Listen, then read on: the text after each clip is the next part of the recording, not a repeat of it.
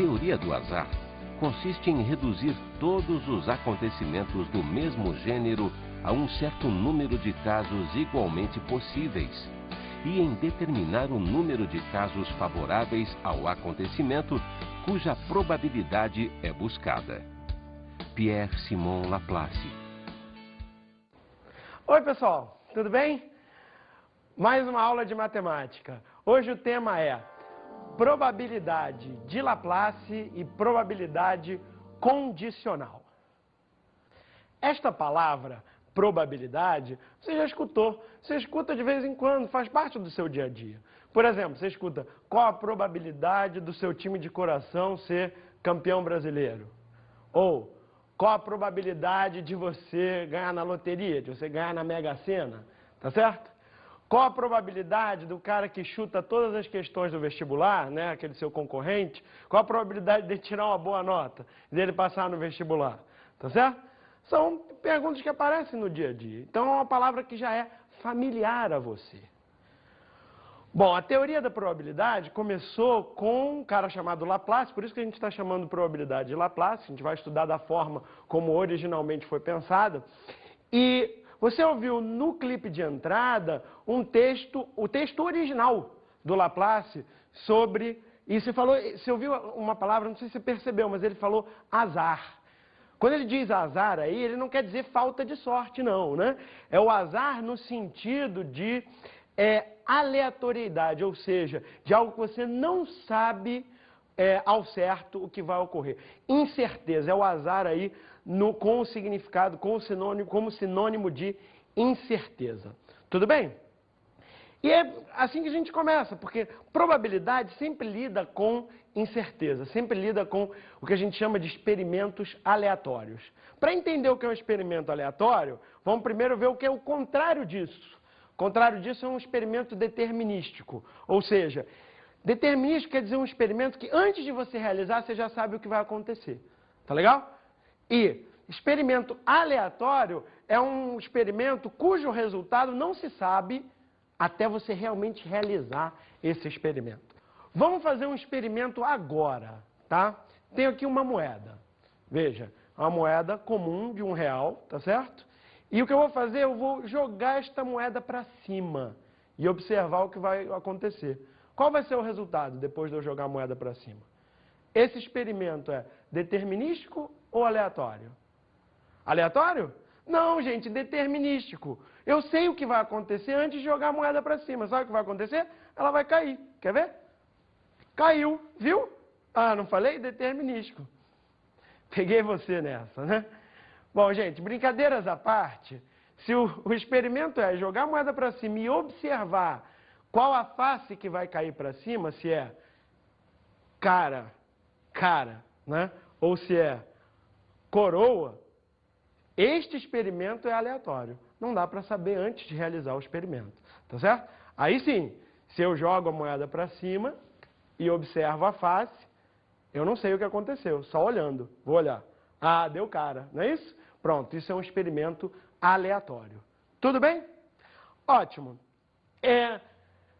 Saber se o experimento é determinístico ou aleatório é fácil, e quando o experimento é aleatório, a pergunta agora não é mais o que vai acontecer, mas qual a chance de cada um desses resultados acontecerem. A palavra chance muitas vezes é utilizada como um sinônimo de probabilidade, né? Principalmente de maneira informal. Qual a chance do resultado aqui ser cara? Qual a chance do resultado ser coroa?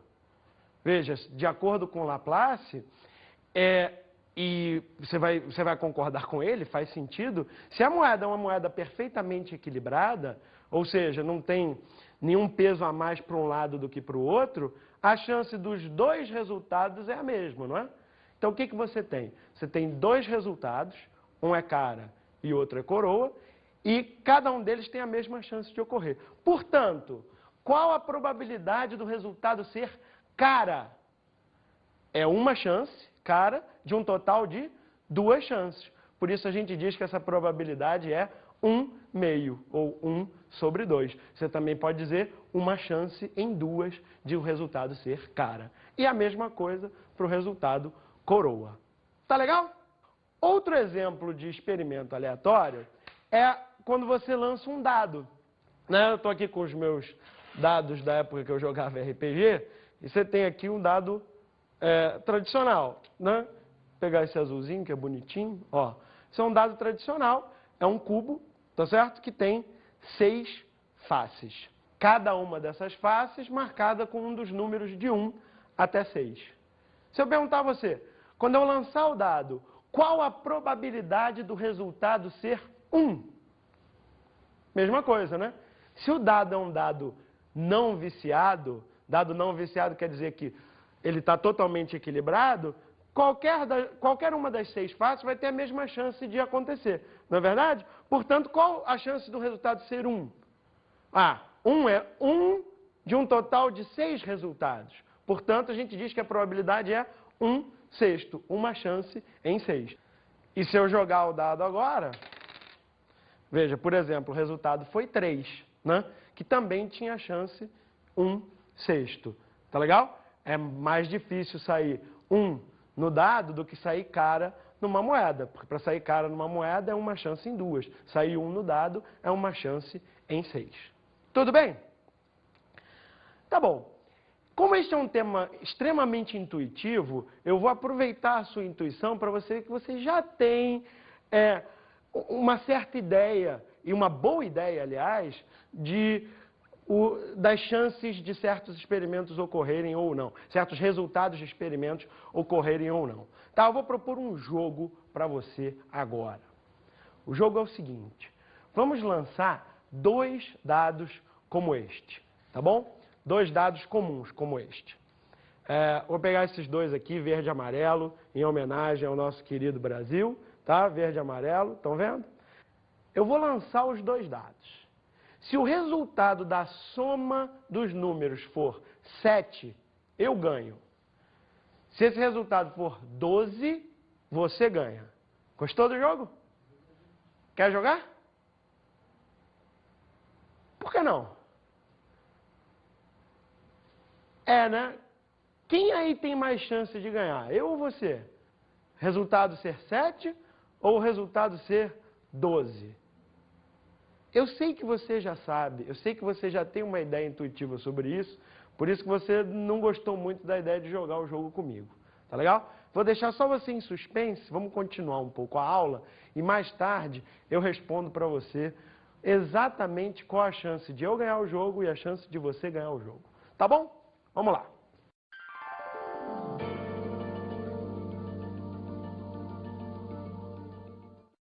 Você já pensou quais são as chances de você ganhar na loteria?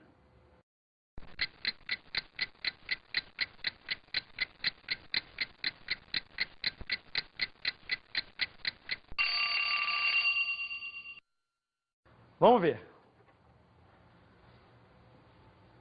Isso aqui é probabilidade de você ganhar na loto. Então, aqui nessa tabela. Como é que você interpreta essa tabela? Dá uma olhada. Se você jogar 5 números, você vai pagar 50 centavos e a probabilidade de você acertar os 5 números, né, fazer a quina, é 1 em 24.040.016. Tá certo? Agora, você não precisa acertar os 5 para ganhar prêmio. Se acertar só 4, se fizer a quadra, também ganha prêmio. Tá certo? O prêmio é menor. Por quê? Por que o prêmio é menor? Porque as chances de você acertarem também são maiores. Olha lá na tabela. A chance já é 1 em 64.106. Tá legal? Uma outra alternativa que você tem para aumentar suas chances de ganhar é jogar mais números. Você tem que pagar mais, está aqui na tabela, né? Você tem que pagar mais, jogando mais números. No entanto, você aumenta as suas chances. Quanto? Se você jogar 6 números, aumenta para 1 em 4 milhões e pouco. E se você jogar 7 números, as chances já caem para 1 em 1 milhão. A chance de você acertar. Tá certo? E outro jogo muito comum também, a Mega Sena. Qual seria a sua chance de ganhar na Mega Sena? Bom, então aqui. Na Mega Sena você pode jogar 6, 7, 8, até 15 números. Tá certo? E está aqui as chances de você acertar a cena, quer dizer, os 6 números sorteados, ou 5 números sorteados, ou 4 números sorteados. Tá legal? Se você observar aqui, você vê que jogando apenas 6, para acertar os 6, a sua chance é de 1 em 50 milhões. Você pode aumentar essa chance jogando mais números. Por exemplo, joga 15 números. Se você jogar 15 números, qual a sua chance? A sua chance cai para 1 em 10 mil. Melhorou bastante a sua chance, tá certo? Só que também o preço que você tem que pagar por isso aumenta. Tá legal? Faz sentido. Por que isso aqui é importante, pessoal? Isso é importante porque na hora de você jogar qualquer jogo, você tem que analisar qual é a chance de você ganhar e qual é o prêmio que você vai receber se ganhar, para fazer as suas análises se vale a pena jogar ou não, tá certo? Aí o resto é com você. Tudo bem? Vamos ver então a definição de probabilidade. Bom, você viu, casos possíveis, casos favoráveis. Vamos entender isso. O primeiro passo para você determinar a probabilidade é ver o total de resultados, é fazer uma lista com o total de resultados possíveis para o seu experimento. Isso nós chamamos de espaço amostral. É o conjunto de todos os resultados possíveis para um determinado experimento. No caso do lançamento de um dado, qual é o espaço amostral? Isso é o conjunto ômega, essa ferradurinha aí que aparece se chama ômega, tá certo? Ômega é o conjunto dos números de 1 a 6, conjunto de todos os resultados possíveis para o lançamento de um dado. Qual o número de elementos do espaço amostral? Que é o que a gente chama de casos possíveis, né? Todos os casos possíveis. 6, neste exemplo, 6. Tudo bem? Bom, probabilidade de cada um dos resultados nós já sabemos fazer. O interessante agora é ver probabilidade de um evento. O que é evento? Evento é o subconjunto do espaço amostral. Ou seja, é um grupo de resultados lá do seu experimento. No caso do lançamento de um dado, um exemplo de evento seria o seguinte: qual a probabilidade do resultado ser par? Então aqui o evento é o resultado ser par. Esse evento é um subconjunto do espaço amostral? Claro que sim. Quais são os resultados que compõem esse subconjunto? Os resultados pares, 2, 4 e 6. Como calculamos a probabilidade deste evento, então? Quantos são os resultados favoráveis, ou seja, o número de elementos do evento? 3, né? 2, 4 e 6. São 3 resultados favoráveis. Qual a probabilidade? Resultados favoráveis. 3 dividido pelos número de resultados possíveis. 3 dividido por 6, resposta meio. Então, a probabilidade de você conseguir um número par no lançamento de um dado é meio. Tudo bem? Com isso, nós já podemos, finalmente, ver exatamente qual a sua chance de ganhar aquele jogo que eu propus no início e qual é a minha chance de ganhar aquele mesmo jogo. Tudo bem? Agora você tem que tomar cuidado, porque como disse bem o Laplace lá no clipe, não sei se você lembra, mas ele disse, você tem que reduzir a um certo número de casos igualmente prováveis. Então, pensa no qual seria o espaço amostral do lançamento de 2 dados. Se eu estou observando a soma dos dois, você pode pensar, a menor soma possível é 1 mais 1, 2. E a maior soma possível é 6 mais 6, 12.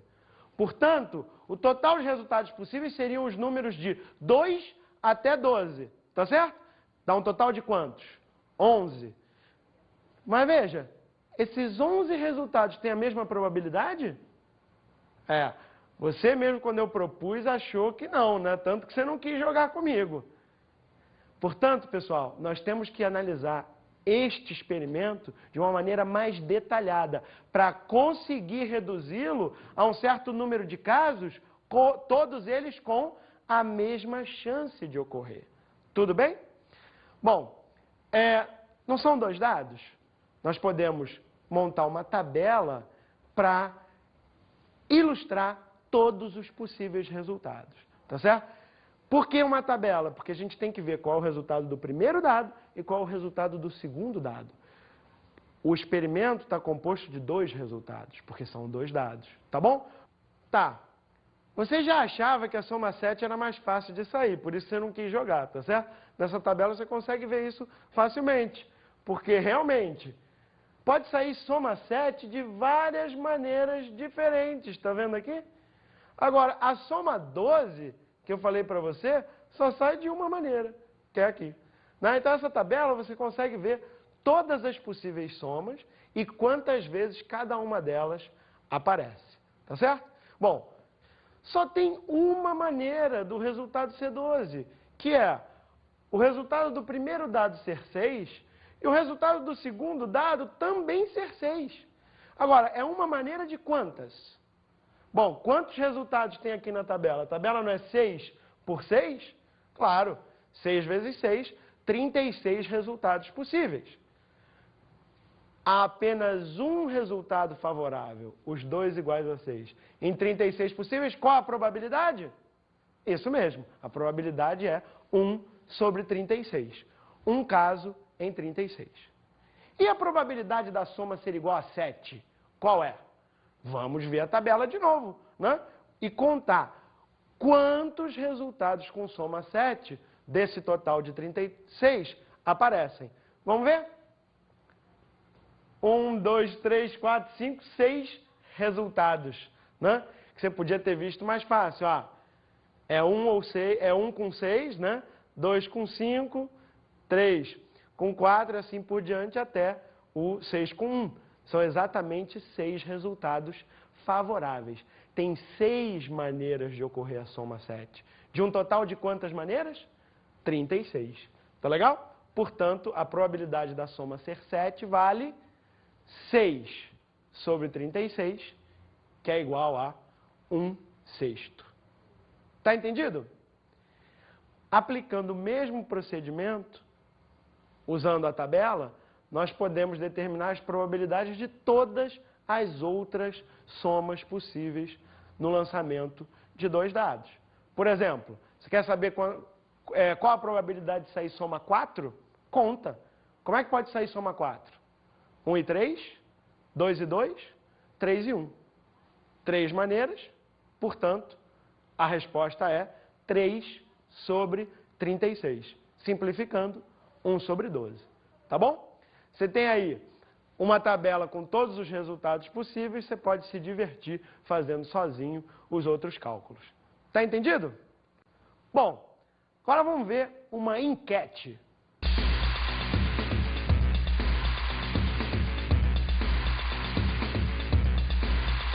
Sabe qual que é a probabilidade de um casal ter 2 filhos de sexos diferentes? Não sei. Não arrisca um palpite? 50%. Você é bom em biologia? Não. E você? Não. Qual que é a probabilidade de um casal ter 2 filhos de sexos diferentes? 50%. Tem certeza? Não tenho certeza. É uma questão biológica ou matemática? Os dois, né? Viu lá? O pessoal ficou meio confuso, falou matemática, às vezes o pessoal ficou com medo e tal, biologia, mas quem respondeu 50%, né? Será que eles têm razão? Vamos ver. Quais são os resultados possíveis? São 2 filhos. Cada filho tem 2 possibilidades. A gente pode simplesmente aplicar o princípio multiplicativo, né? 2 possibilidades para o primeiro filho, 2 possibilidades para o segundo, né? Sexo masculino ou feminino. O total de possibilidades é 2 vezes 2, 4. Esse problema a gente pode até listar todas, né? Homem, homem, mulher, homem, homem, mulher ou mulher, mulher. São as 4. Dessas 4, desses 4 casos, quantos são os favoráveis? Bom, se nós queremos analisar o evento filhos de sexos diferentes, são 2 casos favoráveis. Ou o primeiro é homem e o segundo filho é mulher, ou vice-versa. Então, são 2 casos favoráveis. Não é isso? Qual a probabilidade? A probabilidade é 2 dividido por 4, 1/2. Ou seja, 50%. Veja que, neste caso, a intuição das pessoas estava correta. É 50% mesmo a probabilidade. Agora vamos ver algumas propriedades básicas da probabilidade. Primeira propriedade. A probabilidade de qualquer evento está entre 0 e 1, inclusive. Essa propriedade é importante, né? Veja, se é a chance, tantas chances e não sei quantas, isso pode ser no máximo 1. 1 querendo dizer o quê? Que todos os resultados são favoráveis a você. Quer dizer, um evento que sempre ocorre. Probabilidade 1. Tá legal? Isso é importante porque se você estiver resolvendo uma questão de probabilidade e a sua resposta for 3,2, você já começa a desconfiar que tem alguma coisa errada, tá legal? Não ri não, porque às vezes acontece. Às vezes tem gente recebe umas respostas assim, a probabilidade é 3,5. Cuidado, né? Se for probabilidade maior do que 1, você errou alguma conta, tudo bem? Tá, e claro, outras propriedades básicas. A probabilidade do evento total. Se todos os casos são favoráveis a você, a probabilidade é 1. Quer dizer, a probabilidade do espaço amostral inteiro, que a gente aqui está representando por ômega, é 1. E a probabilidade do evento vazio. Bom, se não tem resultado favorável, a probabilidade tem que ser 0.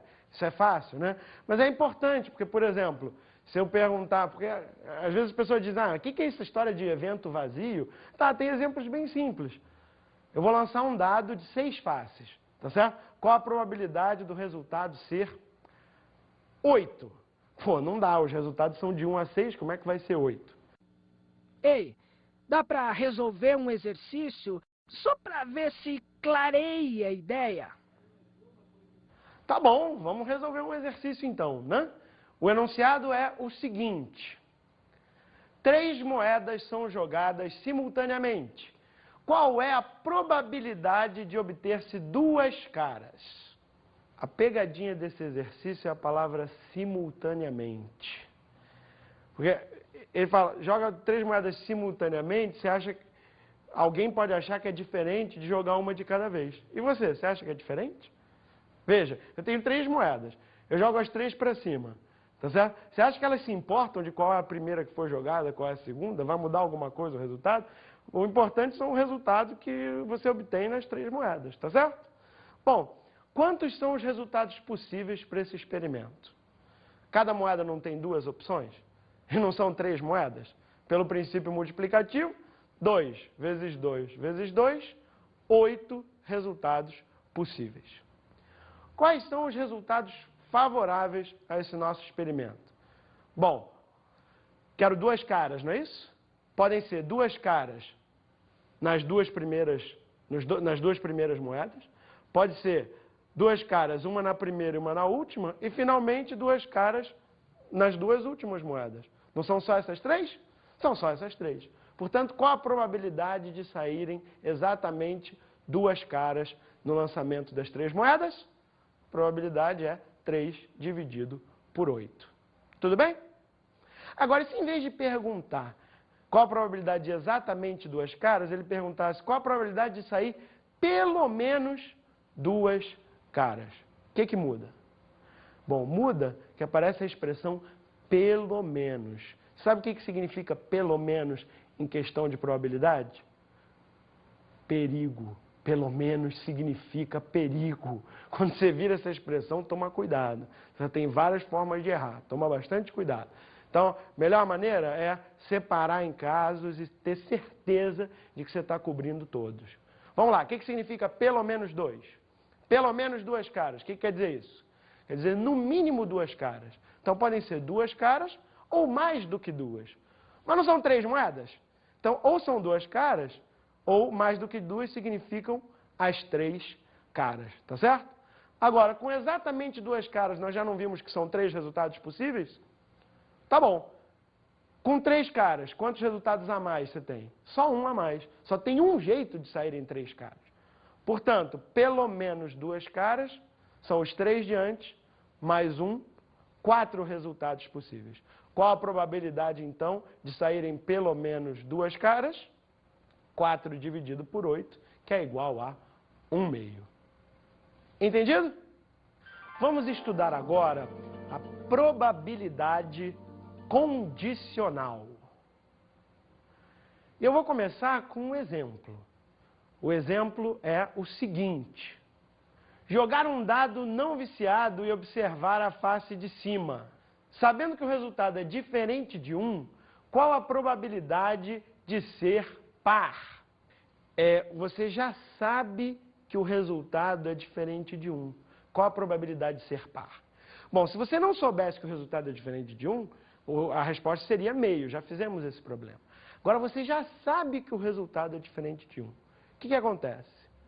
Bom, qual é agora o seu espaço amostral? O espaço amostral antigo era dos números de 1 a 6. Tá legal? Bom, qual é o novo espaço amostral? O novo espaço amostral é simplesmente o conjunto formado por todos os números, exceto 1. Por quê? Porque já foi dito que o 1 não ocorre. No momento que você muda o espaço amostral, muda a quantidade de casos possíveis. E pode até mudar a quantidade de casos favoráveis. Depende. Neste caso, muda? Não, né? Nesse caso não muda. Continuam sendo favoráveis os mesmos números, 2, 4 e 6. Qual a probabilidade, então? 3 casos favoráveis dividido por 5 casos possíveis, que são agora os elementos do novo espaço amostral. Resposta, 3/5. Tudo bem? Vamos agora generalizar este conceito de probabilidade condicional. Tá certo? Você tem 2 eventos, como no exemplo. O evento A era não saiu o número 1 e o evento B era vai sair um número par. Tá legal? Em geral, os eventos são o quê? Subconjuntos do espaço amostral, por isso que na figura eles estão aí representados como conjuntos, né? Tem aí o diagrama de Venn, as bolinhas representando os conjuntos que são os eventos. Tudo bem? Então você está vendo o evento A, o evento B, todos dentro do espaço amostral ômega, né? Que é aquela ferradurinha ali, a ferradura quer dizer ômega. Tudo bem? A probabilidade condicional é a probabilidade de ocorrer B na certeza de A. Ou a probabilidade do B ocorrer sabendo que o A já ocorreu. Então veja, se você já sabe que o A ocorreu, qual é o novo espaço amostral? Ora, é apenas o formado pelo próprio conjunto A. Todos os resultados que não estejam dentro do evento que ocorreu, são resultados que a gente já sabe que não ocorreram. Para que a gente vai se preocupar com eles? Tira eles de lá. Tudo bem? Tiramos de lá. O que aconteceu? Agora, quais são o novo número? Qual é o novo número de casos possíveis? Isso mesmo, é exatamente o número de elementos de A. E agora, sabendo que esses são os casos possíveis, qual a probabilidade de ocorrer B? Olha bem para a figura. Qual a probabilidade de ocorrer B? O que era B se reduziu apenas àquele pedacinho preto, que significa o quê? Exatamente, a interseção de A com B. Portanto, a nova probabilidade é igual ao número de elementos da interseção de A com B, dividido pelo número de elementos de A. Tá ok? Agora, se a gente fizer uma pequena continha com esse resultado, nós conseguimos uma igualdade que envolve apenas probabilidades e deixa de envolver número de casos favoráveis e possíveis. Isso vai ser muito útil no futuro, você já vai ver por quê. Então, acompanha a conta aí. Vamos dividir o numerador e o denominador desta fração pelo mesmo número, o número de elementos do espaço amostral. Como é que fica? Veja, isso não altera a fração, porque você dividiu em cima e embaixo pelo mesmo número. Tá legal? Dá uma olhada em cima o que ficou. Número de elementos da interseção dividido pelo total de elementos do espaço amostral. O que é isso? É a probabilidade da interseção. E embaixo, parecido, vai dar o quê? A probabilidade de A. Portanto, como fica? Fica a probabilidade de B, dado que A ocorreu, igual à probabilidade da interseção dividido pela probabilidade de A. Em outras palavras, em vez de dividir número de elementos, você pode dividir as probabilidades e o resultado vai ser o mesmo. Tudo bem? Bom, um outro formato para esta mesma fórmula, a gente obtém multiplicando esse denominador e fica a probabilidade da interseção igual a probabilidade de A multiplicada pela probabilidade de ocorrer B, sabendo que A já ocorreu. Isso a gente pode chamar de princípio multiplicativo da probabilidade, porque parece o princípio multiplicativo da contagem. Quer dizer, ocorreu A, qual a probabilidade? Depois de ocorrido A, sabendo que A ocorreu, qual a probabilidade de B ocorrer? Se você multiplicar esses dois, você obtém a chance, a probabilidade de A e B ocorrerem juntos, ou seja, a probabilidade de A interseção B. E é neste formato que esta fórmula vai ser mais útil. E é isso que nós vamos ver agora com uma questão de vestibular. Dá uma olhada no enunciado. A probabilidade de o atirador A acertar o alvo é 2/5. A probabilidade de o atirador B acertar este mesmo alvo é 3/4. Cada um dá um tiro. Qual a probabilidade de o alvo ser atingido? Bom, essa é uma questão na qual os alunos costumam ter várias dúvidas. A primeira coisa que você percebe é que não é tão fácil aqui identificar qual é o espaço amostral, quais são os casos possíveis, quais são os casos favoráveis.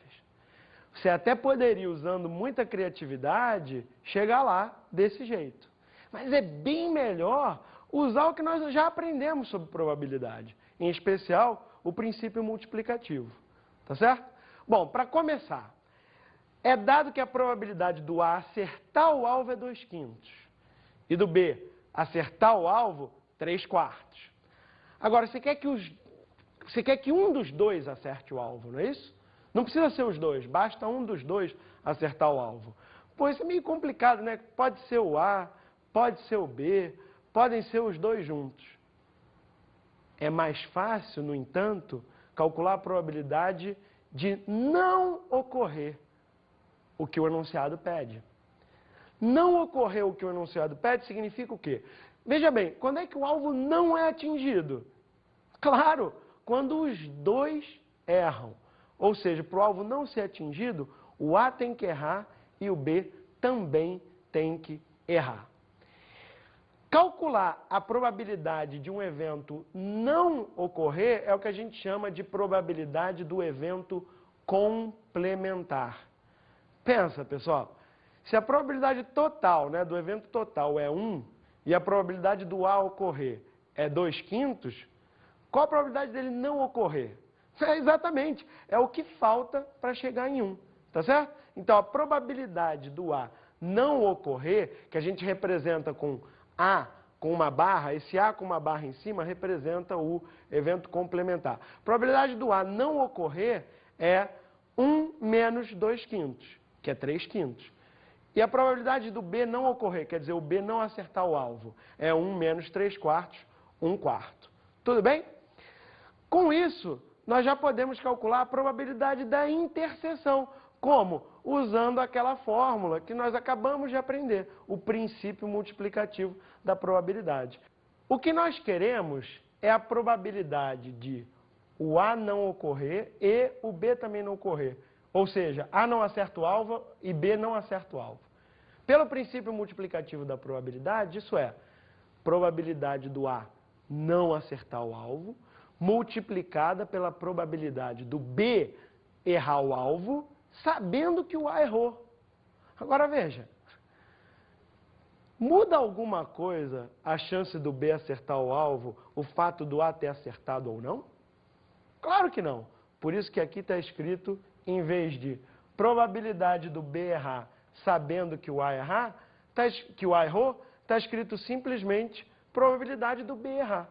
Porque a ocorrência de um evento não influencia na probabilidade do outro.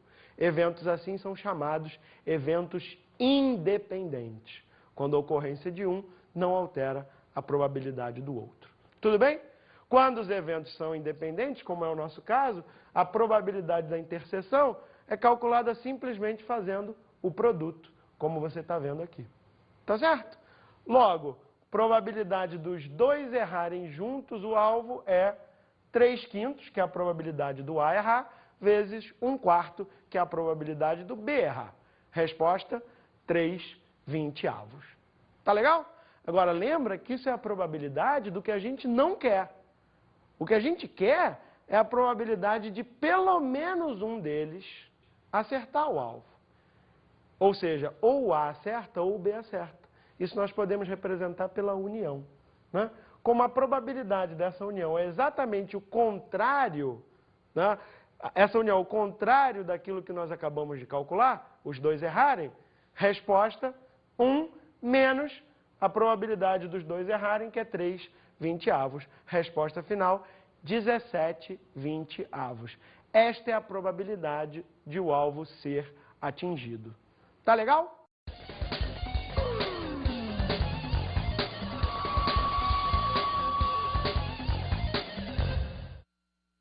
Pessoal, minha dica para você aprender probabilidade.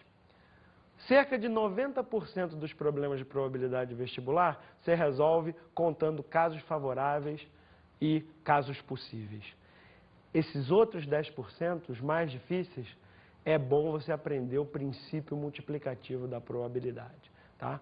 Fica com isso na cabeça. Valeu, até a próxima!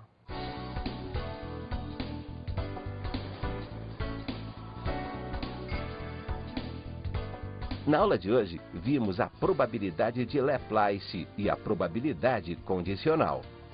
A probabilidade é o número de casos favoráveis dividido pelo número de casos possíveis.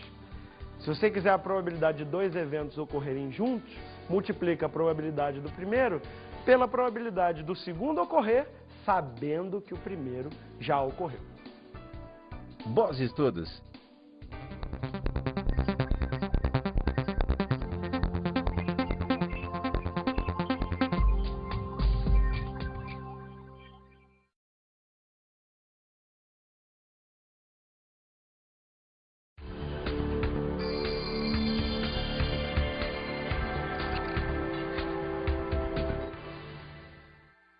Caro colega, probabilidade é um tema que rodeia nossos alunos o tempo todo.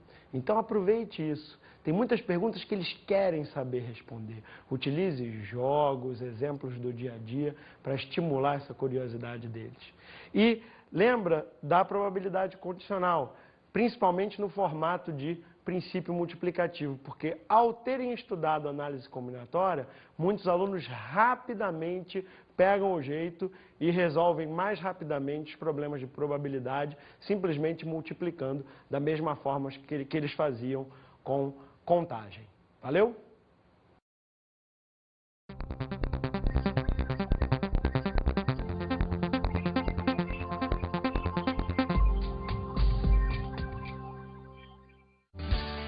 A teoria do azar consiste em reduzir todos os acontecimentos do mesmo gênero a um certo número de casos igualmente possíveis e em determinar o número de casos favoráveis ao acontecimento cuja probabilidade é buscada. Pierre-Simon Laplace. Oi, pessoal, tudo bem? Mais uma aula de matemática. Hoje o tema é probabilidade de Laplace e probabilidade condicional. Esta palavra, probabilidade, você já escutou. Você escuta de vez em quando, faz parte do seu dia a dia. Por exemplo, você escuta qual a probabilidade do seu time de coração ser campeão brasileiro? Ou qual a probabilidade de você ganhar na loteria, de você ganhar na Mega Sena? Tá certo? Qual a probabilidade do cara que chuta todas as questões do vestibular, né, aquele seu concorrente, qual a probabilidade de tirar uma boa nota, dele passar no vestibular? Tá certo? São perguntas que aparecem no dia a dia. Então é uma palavra que já é familiar a você. Bom, a teoria da probabilidade começou com um cara chamado Laplace, por isso que a gente está chamando depois de eu jogar a moeda para cima. Esse experimento é determinístico ou aleatório? Aleatório? Não, gente, determinístico. Eu sei o que vai acontecer antes de jogar a moeda para cima. Sabe o que vai acontecer? Ela vai cair. Quer ver? Caiu, viu? Ah, não falei? Determinístico. Peguei você nessa, né? Bom, gente, brincadeiras à parte, se o experimento é jogar a moeda para cima e observar qual a face que vai cair para cima, se é cara, né? Ou se é coroa, este experimento é aleatório. Não dá para saber antes de realizar o experimento, tá certo? Aí sim, se eu jogo a moeda para cima e observo a face, eu não sei o que aconteceu, só olhando. Vou olhar. Ah, deu cara, não é isso? Pronto, isso é um experimento aleatório. Tudo bem? Ótimo. Saber se o experimento é determinístico ou aleatório é fácil. E quando o experimento é aleatório, a pergunta agora não é mais o que vai acontecer, mas qual a chance de cada um desses resultados acontecerem. A palavra chance muitas vezes é utilizada como um sinônimo de probabilidade, né? Principalmente de maneira informal. Qual a chance do resultado aqui ser cara? Qual a chance do resultado ser coroa? Veja, de acordo com Laplace, quer dizer que ele está totalmente equilibrado, qualquer uma das 6 faces vai ter a mesma chance de acontecer, não é verdade? Portanto, qual a chance do resultado ser 1? 1 é 1 de um total de 6 resultados. Portanto, a gente diz que a probabilidade é 1/6, uma chance em 6. E se eu jogar o dado agora, veja, por exemplo, o resultado foi 3, né? Que também tinha chance 1/6. Tá legal? É mais difícil sair 1 no dado do que sair cara numa moeda. Porque para sair cara numa moeda é uma chance em 2. Sair 1 no dado é uma chance em 6. Tudo bem? Tá bom. Como este é um tema extremamente intuitivo, eu vou aproveitar a sua intuição para você ver que você já tem uma certa ideia, e uma boa ideia, aliás, das chances de certos experimentos ocorrerem ou não, certos resultados de experimentos ocorrerem ou não. Tá, eu vou propor um jogo para você agora. O jogo é o seguinte: vamos lançar 2 dados como este, tá bom? 2 dados comuns como este. Vou pegar esses 2 aqui, verde e amarelo, em homenagem ao nosso querido Brasil, tá? Verde e amarelo, estão vendo? Eu vou lançar os 2 dados. Se o resultado da soma da probabilidade de Laplace, a gente vai estudar da forma como originalmente foi pensada, e você ouviu no clipe de entrada o texto original do Laplace sobre... E você ouviu uma palavra, não sei se você percebeu, mas ele falou azar. Quando ele diz azar aí, ele não quer dizer falta de sorte, não, né? É o azar no sentido de aleatoriedade, ou seja, de algo que você não sabe ao certo o que vai ocorrer. Incerteza, é o azar aí com o significado, como sinônimo de incerteza. Tudo bem? E é assim que a gente começa, porque probabilidade sempre lida com incerteza, sempre lida com o que a gente chama de experimentos aleatórios. Para entender o que é um experimento aleatório, vamos primeiro ver o que é o contrário disso. O contrário disso é um experimento determinístico, ou seja, determinístico quer dizer um experimento que antes de você realizar, você já sabe o que vai acontecer. Tá legal? E experimento aleatório é um experimento cujo resultado não se sabe até você realmente realizar esse experimento. Vamos fazer um experimento agora, tá? Tenho aqui uma moeda. Veja, uma moeda comum de R$1, tá certo? E o que eu vou fazer, eu vou jogar esta moeda para cima e observar o que vai acontecer. Qual vai ser o resultado?